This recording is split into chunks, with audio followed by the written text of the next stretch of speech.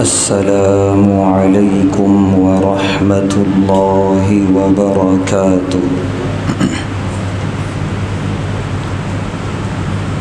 الحمد للہ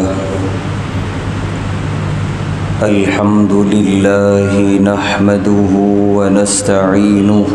ونستغفره ونؤمن به ونتوکل علیہ ونعوذ باللہ من شرور انفسنا ومن سیئات اعمالنا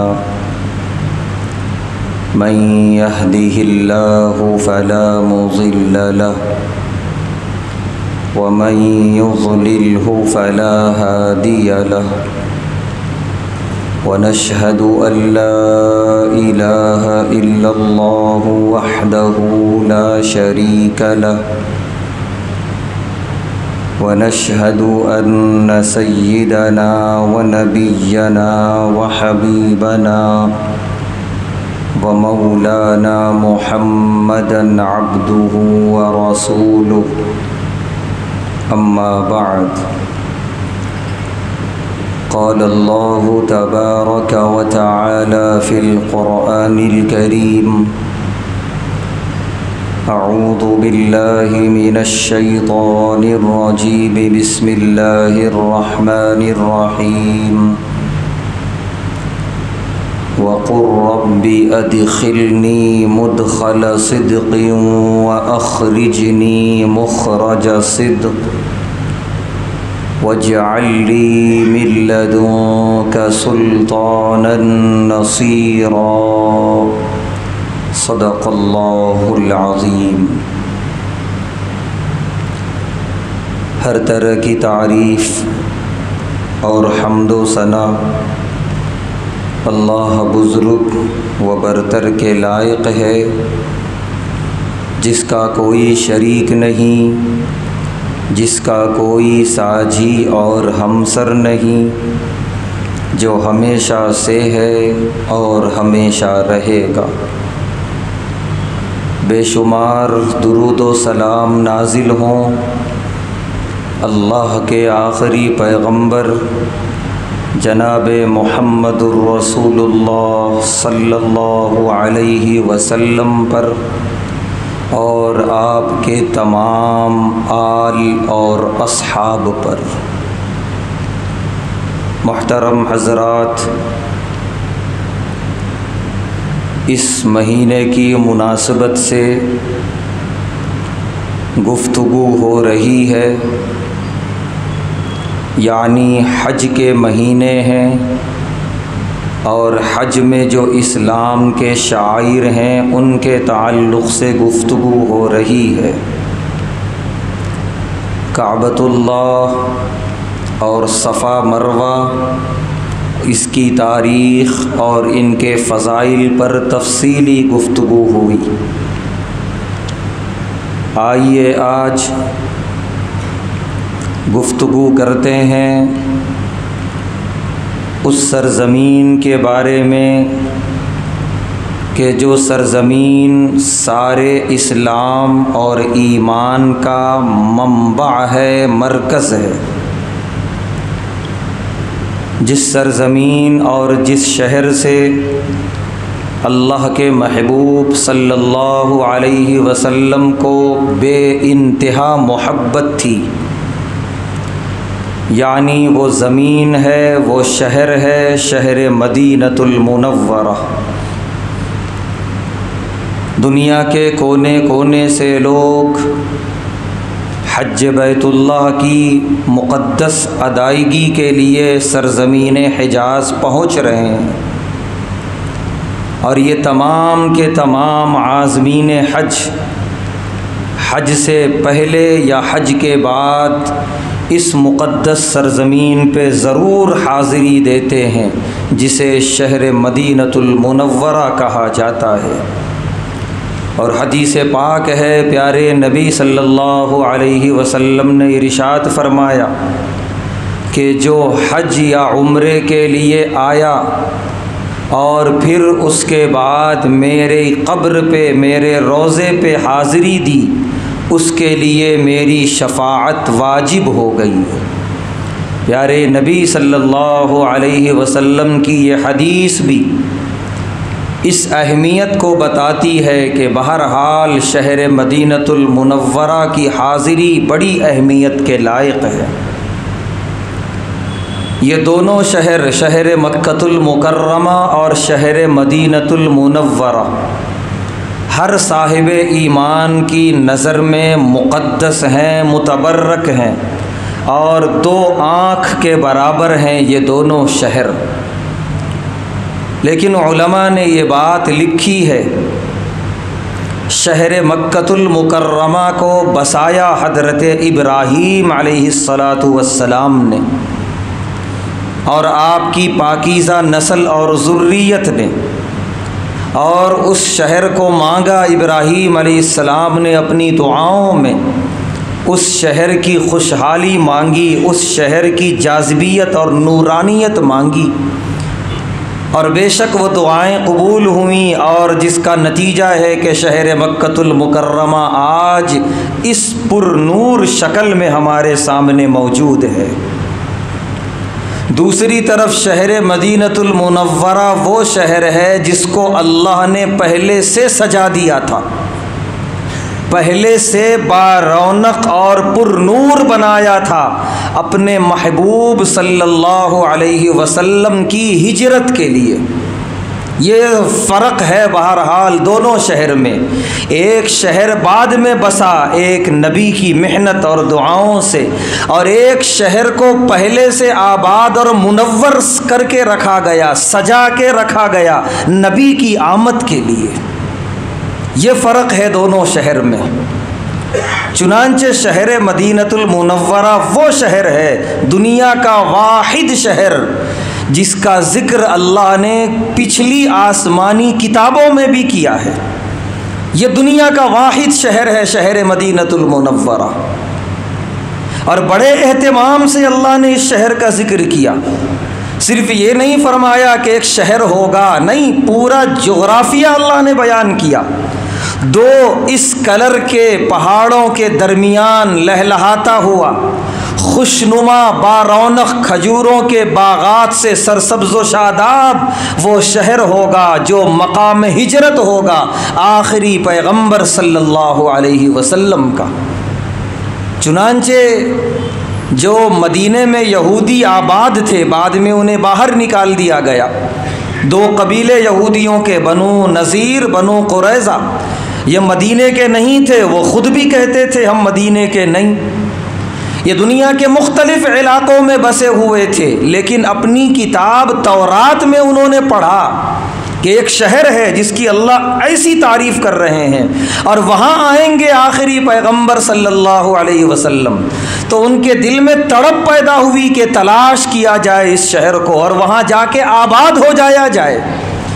کیونکہ انہیں پورا یقین تھا آخری نبی ہمارے ہی خاندان اور نسل سے آئیں گے، تو ہم پہلے ہی سے جا کے وہاں کیوں نہ آباد ہو جائیں، جب شہر کو اللہ نے پہلے سے ہی بارونق بنا کے رکھا ہے۔ اس نیت سے آ کر وہ لوگ مدینہ طیبہ میں آباد ہوئے تھے، لیکن ہو گئے دشمن اسلام کے اور پیارے حبیب صلی اللہ علیہ وسلم کے، اس لیے کہ آخری نبی علیہ السلام کی آمد یہودی خاندان میں نہیں ہوئی۔ اسی طرح ایک بڑا انوکھا واقعہ ہے جو مدینے کی تاریخ لکھنے والا ہر مورخ لکھتا ہے۔ پیارے نبی صلی اللہ علیہ وسلم کی آمد سے کچھ 100 برس پہلے یمن میں ایک بادشاہ تھا تبع حمیری۔ یہ دنیا کے جس علاقے کا بھی سفر کرتا تو اپنے ساتھ مذہبی علماء کو بھی رکھتا تھا جو عیسائی کتاب انجیل کے عالم ہوا کرتے تھے، اور وہ مذہبی قسم کا بادشاہ تھا، عیسائی تھا۔ ایک سفر میں اس قافلے کا گزر ہوا مدینۃ المنورہ شہر سے، تو وہاں کے علماء نے دیکھا کہ یہ شہر دنیا کے اور شہر سے بالکل ممتاز ہے، الگ ہے۔ یہاں رک کر تھوڑا سا یہ بات سمجھ لینا ضروری ہے کہ اس وقت شہر مدینۃ المنورہ بھی اور شہروں کی طرح بلند و بالا عمارتوں والا، وسیع و عریض سڑکوں والا، چمکتی دمکتی عمارتوں والا شہر ہے،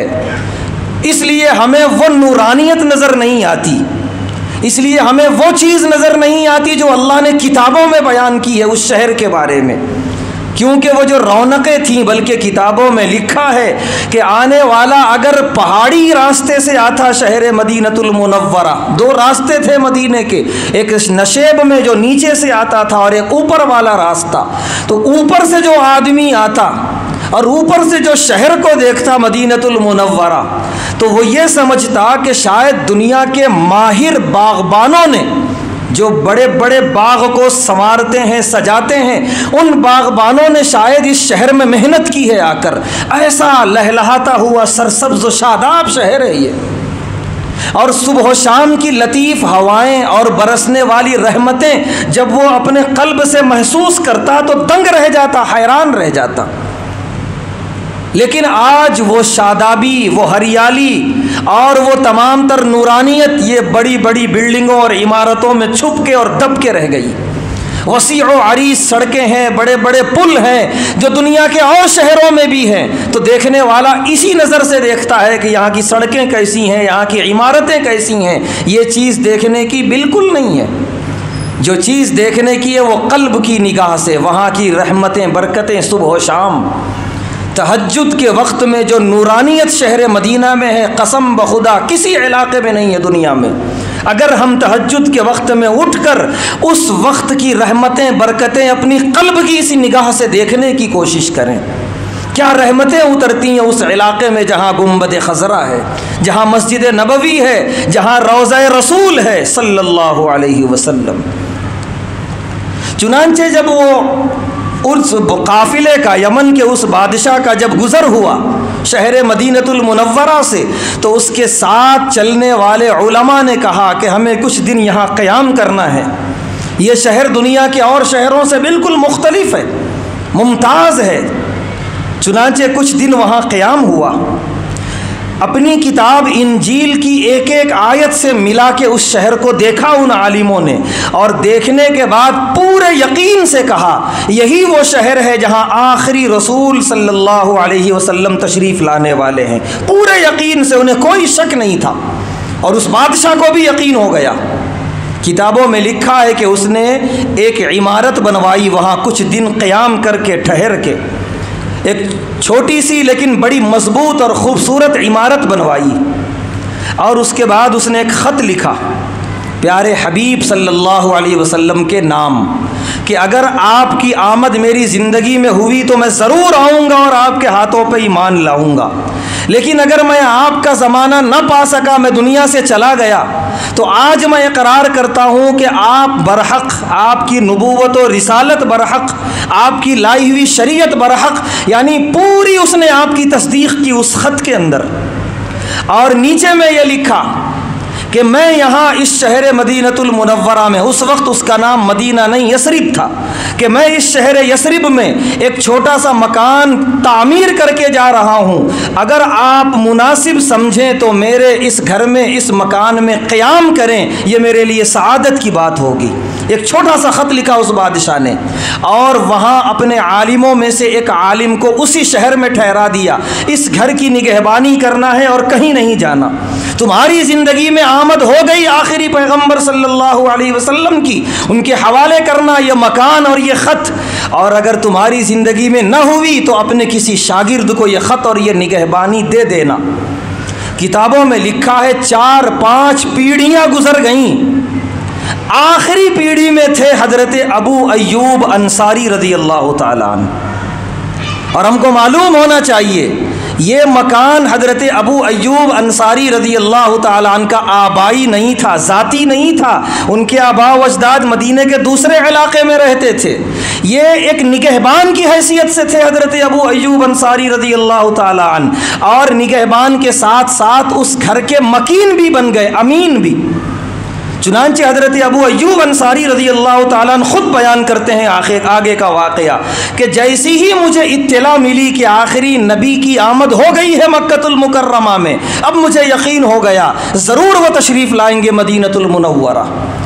چنانچہ حضرت ابو ایوب انصاری رضی اللہ تعالیٰ عنہ فرماتے ہیں اگر مجھے کہیں سفر پہ بھی جانا ہوتا تو وہ خط جو ایک جانور کے چمڑے پہ جلد پہ لکھا گیا تھا، بڑا مضبوط خط اس بادشاہ کا طبع حمیری کا، انہوں نے کہا وہ خط میں اپنے خادم کو دے کے جاتا کہ اگر میرا انتقال ہو گیا، میں یہاں نہ رہا، میرے نہ رہنے میں نبی علیہ الصلاۃ والسلام کی آمد ہوئی تو تم یہ خط دے دینا۔ لیکن خوش نصیبی کہ حضرت ابو ایوب انصاری رضی اللہ تعالیٰ عنہ مدینہ طیبہ میں تھے اور پیارے نبی صلی اللہ علیہ وسلم نے ہجرت فرمائی اور مدینہ المنورہ آپ کی آمد ہوئی۔ ہر کوئی یہ چاہ رہا تھا کہ آپ ہمارے گھر مہمان بنے اور ہمیں میزبانی کا شرف حاصل ہو، اور انہی میں حضرت ابو ایوب انصاری رضی اللہ تعالیٰ عنہ بھی تھے۔ وہ کہہ رہے ہیں کہ میں نے ابھی کچھ نہیں کہا، میرے پاس خط ہے، میں نگہبان ہوں، کچھ نہیں، میں خاموش رہا کہ من جانب اللہ ہوتا کیا ہے دیکھا جائے۔ چنانچہ پیارے نبی صلی اللہ علیہ وسلم نے تمام سے فرما دیا کہ اونٹنی کو چھوڑ دو، یہ مأمور من اللہ ہے، اسے اللہ کی طرف سے حکم ملا ہے، جہاں اللہ کا حکم ہے یہ اونٹنی وہیں بیٹھے گی، میں وہیں اتر جاؤں گا، وہاں جس کا مکان جس کا دروازہ ہوگا میں اس کا مہمان بن جاؤں گا۔ اونٹنی جا کر بیٹھی ہے اس جگہ جہاں اس وقت گنبد خضرا ہے۔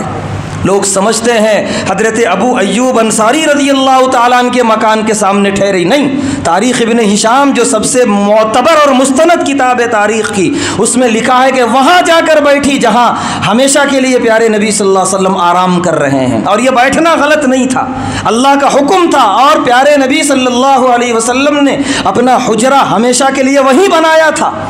لیکن جب اونٹنی بیٹھی تو وہاں کچھ نہیں، ایک صاف میدان تھا، کھلیان تھا۔ تو پیارے نبی صلی اللہ علیہ وسلم نے فرمایا کہ یہاں تو کسی کا دروازہ نہیں، اب یہ دیکھو کہ سب سے قریبی گھر کس کا ہے، یہاں سے سب سے پہلا دروازہ جس کا ہے میں اس کا مہمان رہوں گا جب تک میرا کوئی ذاتی انتظام نہ ہو جائے، میں اپنا گھر نہ بنا لوں، میں مہمان رہوں گا، اور جب تک میرا ذاتی انتظام ہو جائے میں وہاں سے اپنی طرف منتقل ہو جاؤں گا۔ تو جب دیکھا گیا تو سب سے پہلا دروازہ حضرت ابو ایوب انصاری رضی اللہ تعالیٰ کا تھا۔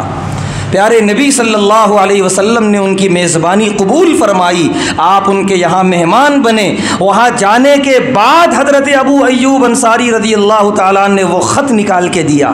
پیارے نبی صلی اللہ علیہ وسلم نے فرمایا کہ طبع حمیری کے لیے خوشخبریاں ہیں آخرت میں، یہی جملہ تھا پیارے نبی صلی اللہ علیہ وسلم کا، یعنی غائبانہ ان کا ایمان قبول ہو گیا۔ اسی لیے پیارے نبی صلی اللہ علیہ وسلم نے فرمایا کہ ان کے لیے خوشخبری ہے آخرت میں، یعنی انشاءاللہ وہ جنتی ہوں گے، جہنمی نہیں ہوں گے۔ اور اس طریقے سے اس گھر کے اندر پیارے نبی صلی اللہ علیہ وسلم مہمان رہے۔ بعد میں باقاعدہ مسجد نبوی کی تعمیر ہوئی، حجروں کی تعمیر ہوئی، تو پیارے نبی صلی اللہ علیہ وسلم نے حجرے میں اپنا سب کچھ منتقل فرمایا۔ یہ ہے انتظام اللہ تبارک و تعالیٰ کی طرف سے اپنے پیارے محبوب صلی اللہ علیہ وسلم کے لیے۔ اسی طرح ہمیں یہ معلوم ہونا چاہیے شہر مدینہ المنورہ کی جو اصل آبادی تھی، یہودی تو کہیں اور سے آ کے آباد ہوئے تھے، اصل جو آبادی تھی وہ دو قبیلے تھے، اوس اور خزرج۔ یہ دونوں قبیلے بعد میں ایمان لائے اور انصار مدینہ کہلائے۔ یہ اوس اور خزرج دو قبیلے تھے، یہ دراصل دو بھائی تھے، ان دونوں کی آنے والی نسلیں دو قبیلوں میں بٹی ہیں، ایک کہلایا قبیلہ اوس اور دوسرا خزرج۔ یہ دونوں بھائی اوس اور خزرج نام کے یمن کے رہنے والے تھے۔ یمن سے یہ لوگ آئے تھے، اور یہ آنے کا بڑا تفصیلی واقعہ ہے جو سورہ سبا میں ہے۔ اللہ نے پارے 22 میں ذکر کیا کہ اس یمن کے اندر شہر معارب میں جو لوگ رہتے تھے، جو قوم رہتی تھی، وہ مشرک تھی، وہ بت پرست تھی وہ قوم۔ وہاں اللہ کا عذاب آیا، وہاں بہت بڑا ڈیم بنا ہوا تھا، بہت بڑا سمندر نما، وہ اس کی دیواریں ٹوٹی ہیں اور سارا کا سارا شہر سیلاب کی زد میں آ کے تباہ ہو گیا۔ اس وقت یہ دونوں بھائی وہاں سے بھاگے تھے، راہ فرار انہوں نے اختیار کیا تھا اور اپنا سفر جاری رکھا یمن سے نکلنے کے بعد، اور ان کا ارادہ تھا جہاں کوئی خوشنما شہر نظر آئے گا وہاں انشاءاللہ ہم قیام کریں گے۔ جب یہ مدینے سے گزرے ہیں، مدینے کی آب و ہوا انہیں بڑی اچھی لگی، مدینہ شہر انہیں بڑا راس آیا، اور انہوں نے وہیں قیام کا ارادہ کیا، وہیں کے ہو گئے، اور ان کے آنے والی نسلیں اوس اور خزرج کہلائیں۔ تو یہاں بتانے کی بات یہ ہے وہ بادشاہ جو آیا تھا شہر مدینہ اور اس کا مکان جو تعمیر کیا تھا وہ بادشاہ بھی یمن کا بادشاہ تھا، اور یہ دو قومیں بھی جو آ کے آباد ہوئیں اوس اور خزرج نام کی، یہ بھی یمن کی تھیں۔ اسی لیے پیارے نبی صلی اللہ علیہ وسلم یمن کی بڑی تعریف فرمایا کرتے تھے۔ آپ کی مشہور حدیث ہے، آپ نے فرمایا الایمان یمان والحکمت یمانیہ وانی اجد نفس الرحمن فی الیمن۔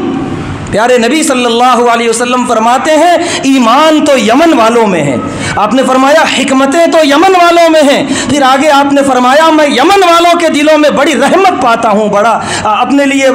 حسن سلوک پاتا ہوں۔ اتنی تعریف یمن والوں کے بارے میں پیارے نبی صلی اللہ علیہ وسلم نے فرمائی، کیونکہ مدینہ طیبہ میں جو لوگ تھے آپ کے استقبال میں سب یمنی النسل تھے، سب یمن کے رہنے والے، جنہوں نے مدینہ طیبہ کو اپنا شہر بنایا، یمنی سے ہٹ کے وہ مدنی بنے اور مدنی سے آگے بڑھ کے وہ انصار مدینہ بنے۔ یہ لوگ ایمان لائے، اور ایمان لانے کے بعد اس قوم نے پیارے نبی صلی اللہ علیہ وسلم کے لیے جو جانثاریت، جو وارفتگیت اور جو جذبہ محبت کا اظہار کیا، رب کعبہ کی قسم کسی قوم نے آج تک کسی رہبر کے لیے نہیں کیا، نہ کسی نبی کے لیے، نہ کسی رسول کے لیے۔ آپ مکۃ المکرمہ سے جب ہجرت کے لیے نکلے اس حال میں نکلے کہ عرب والوں نے آپ کی شان میں گستاخیاں کی، عرب والوں نے دھتکار دیا، مسترد کر دیا، اور یہاں تک کہ آپ پر جان لیوا حملے کرنے کے ارادے نہ جانے کیا کیا تھے۔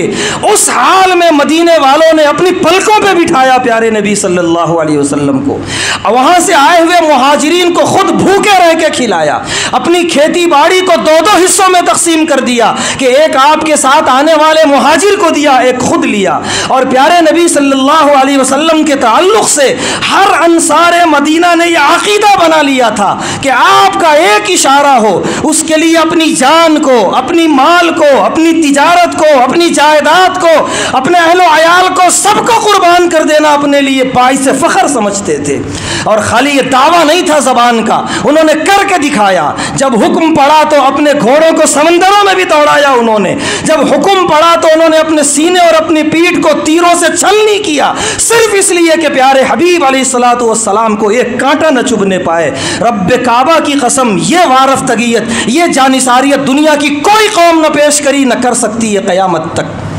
اسی لیے پیارے نبی صلی اللہ علیہ وسلم نے ثبوت دیا محبت کا جواب محبت سے۔ آپ نے فرمایا میرا آبائی وطن، میرا پیدائشی وطن اگرچہ مکہ ہے، لیکن میرا جینا، میرا مرنا شہر مدینہ میں ہوگا۔ صاف آپ نے اعلان کر دیا تھا، آپ کو اپنے آبائی وطن مکے سے کہیں زیادہ محبت تھی شہر مدینۃ المنورہ سے، اور آپ نے ان کے لیے دعائیں کی ہیں جن کے دلوں میں شہر مدینۃ المنورہ کی محبت ہوتی ہے۔ اور کبھی اگر کسی کو شہر مدینۃ المنورہ کی آب و ہوا راس نہ آئی، کچھ بیماریاں ہو گئیں، تو امام مالک رحمۃ اللہ علیہ فرماتے تھے کہ مدینے کو برا بھلا کہنے کی کوشش نہ کرنا، کہیں کی بھی آب و ہوا کسی کے خلاف ہو جاتی ہے مزاج کے، لیکن اس شہر کو برا بھلا مت کہنا، اس شہر کو برا کہنا نبی علیہ الصلاۃ والسلام کو تکلیف پہنچانا ہے۔ بہت محبت اس شہر سے۔ صحابہ فرماتے ہیں ہم لوگ سفر پہ نکلتے تھے، دور جب مدینے کی آبادی نظر آتی، پیارے نبی صلی اللہ علیہ وسلم اپنی سواری کی رفتار تیز کر دیتے تھے اور مسکراتے ہوئے کہتے تھے میرا شہر آ رہا ہے، میرا مدینہ آ رہا ہے۔ اتنی محبت شہر مدینۃ المنورہ سے۔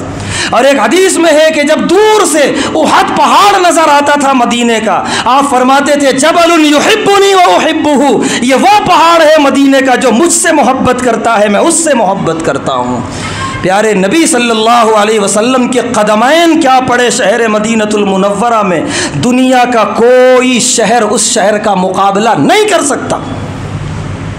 پیارے نبی صلی اللہ علیہ وسلم نے فرمایا ما بین ممبری و حجرتی روضۃ من ریاض الجنہ،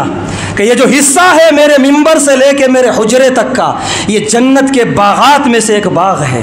ابھی ہمیں دنیا کی آنکھوں سے نظر نہیں آ رہا، یہ پورا حصہ جنت میں چلا جائے گا، منتقل ہو جائے گا، اور بالکل جنت کے باغات میں سے ایک خوشنما باغ جب ہماری اس دنیا کی آنکھیں ہوں گی تب نظر آئے گا۔ لیکن ہمیں اگرچہ نظر نہ آئے لیکن موقع غنیمت سمجھ کے وہاں پہنچنے کی کوشش کریں، کچھ دیر نماز 2 رکعت ادا کریں، ہو سکے تو کچھ درود و سلام کے نذرانے وہاں بیٹھ کے پیش کریں۔ رب کعبہ کی قسم اتنا لطف کہیں اور درود پڑھنے میں نہیں آئے گا۔ پیارے نبی صلی اللہ علیہ وسلم نے فرمایا کہ یہ جنت البقیع، یہ قبرستان جو آپ کا بنایا ہوا قبرستان ہے، آپ نے فرمایا یہ دنیا کا واحد قبرستان ہوگا کل میدان آخرت میں کہ جس سے 70,000 مرحومین نکلیں گے میری امت کے، جو بلا حساب و کتاب جنت میں داخل کر دیے جائیں گے۔ صرف جنت البقیع کی خصوصیت ہے، یہ کسی اور دنیا کے قبرستان کی خصوصیت نہیں ہے۔ آپ کے قدمین کیا پڑے، جہاں آپ کا قیام ہوا وہ جنت کا باغ بن گیا، جہاں آپ کے محبوب دفن ہوئے وہ ایسا قبرستان بن گیا جس کی برابری دنیا کا کوئی قبرستان نہیں کر سکتا۔ جس شہر میں وہ پہاڑ ہے احد، اس کے مقابل میں کوئی پہاڑ نہیں آ سکتا۔ نبی کی اس سے محبت، اس کی نبی سے محبت۔ اور پیارے نبی صلی اللہ علیہ وسلم نے فرمایا یہ جو میرا ممبر ہے یہی ممبر ہوگا حوض کوثر پہ، اور اسی پر بیٹھ کے میں جام کوثر پلا رہا ہوں گا۔ بہت عظمت کا مقام ہے، بہت عظیم شان ہے اس جگہ کی، اس بارگاہ کی، اس مقام کی۔ اس لیے جو لوگ پہنچ رہے ہیں بڑے خوش قسمت ہیں۔ گزارش یہ ہے کہ بڑے باادب ہو کر پہنچیں۔ آپ کو نہیں معلوم وہاں جبرائیل بھی ادب سے اپنے پروں کو جھکا کے آیا کرتے تھے۔ جس دربار میں عمر آئے تو فاروق بنے، ابو بکر آئے تو صدیق بنے، علی آئے تو شیر خدا حیدر کرار بن گئے، عبداللہ بن مسعود نے حاضری دی فقیہ امت بن گئے، عبداللہ بن عباس نے جب شاگردی اختیار کی مفسر امت بن گئے، ابو عبیدہ بن جراح اور خالد بن ولید نے جب وہاں زانو تلمس طے کیا دنیا کے ایوانوں میں زلزلہ برپا کرنے والے بہادر بن گئے۔ یہ سب خیر تقسیم ہوا اسی دربار سے جس دربار میں پیارے حبیب علیہ الصلاۃ والسلام اس وقت آرام فرما ہیں۔ اس لیے پورے ادب اور احترام کے ساتھ پوری عظمت کو ملحوظ رکھ کے وہاں حاضری دیں اور بادیدہ نم درود و سلام کے نذرانے پیش کریں، اپنی طرف سے بھی پیش کریں، پوری امت کی طرف سے بھی پیش کریں، اور خوب وہاں پر جتنا ہو سکے عبادتیں کر لیں، دعائیں کر لیں۔ وہاں کا ایک ایک ذرہ بڑا متبرک ہے اور بڑا مقدس ہے، جتنا ہو سکے وہاں کی برکتیں حاصل کرنے کی کوشش کر لیں، کیونکہ جو لوگ جنت البقیع میں آرام فرما ہیں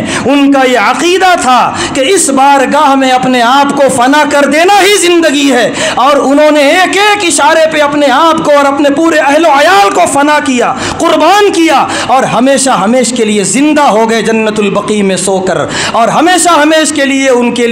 ان کے زندہ رہنے کا ایک ثبوت ہو گیا۔ اور آخرت میں سب سے ممتاز اور منور ہوں گے وہ لوگ۔ وہاں جانے کے بعد یہی پیغامات حاصل کرنے کی کوشش کریں کہ اب جو ہوگا میری زندگی میں صرف پیارے حبیب صلی اللہ علیہ وسلم کا فرمان ہی سب کچھ ہوگا، آپ کے احکامات ہی سب کچھ ہوں گے، آپ کی مرضی اور آپ کی خوشی ہی میرے لیے سب کچھ ہوگی۔ آپ کو ناراض کرنے والا کوئی عمل اب میری زندگی میں بھٹکنے بھی نہیں پائے گا۔ ان عزم، ان ارادوں، ان حوصلوں کے ساتھ اس عظیم الشان شہر کے اس عظیم الشان دربار میں حاضری لگائیں۔ اللہ تبارک و تعالیٰ سے دعا ہے اللہ تبارک و تعالیٰ ہم تمام کو اس شہر محبوب کے دیار محبوب کی حاضری بار بار نصیب فرمائے، اور جنہیں نصیب نہیں ہوئی جلد از جلد نصیب فرمائے، اور جو پہنچ رہے ہیں وہاں ان کی تمام عبادتوں کو قبول فرمائے۔ وآخر دعوانا ان الحمد للہ رب العالمین۔